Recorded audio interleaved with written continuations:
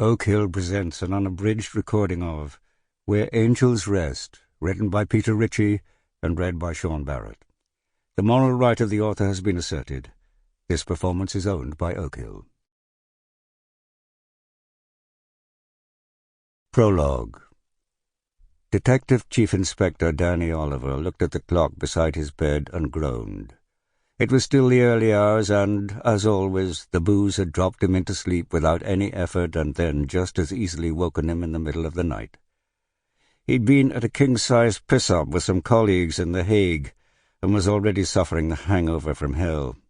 Like a true Scot, he'd tried everything on the booze menu.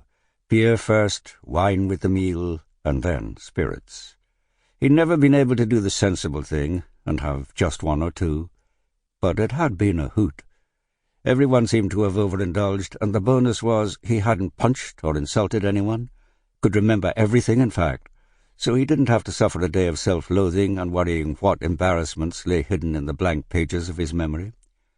He reassured himself that, at least, he could have the next week, booze-free, with no social events on the calendar, and stick to the day job as a UK liaison officer in Europol. Oliver had been seconded to the British office in Europol 3 years earlier. His job had been coordinating operations against international organised crime groups, and meant cooperating with the other European officers based in the same building. He'd enjoyed good years in Holland, but his time was running in, and he was due to return to Police Scotland, where he'd been promised a posting in one of the major investigation teams, or MITs, MITs, as they were better known. They had more than enough to cope with in these troubled times, so if he landed a job there, he'd have a chance to get his hands dirty again. He'd been pretty well office-bound at Europol, dealing with the intelligence side of operations, and he missed the banter and the raw thrill of the front end when operations were running well.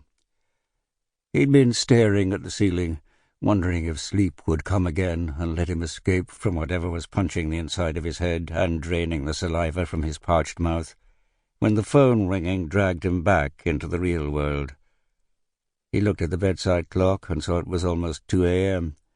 In the Netherlands, that was still early for socializing. The bars and restaurants would be going full tilt.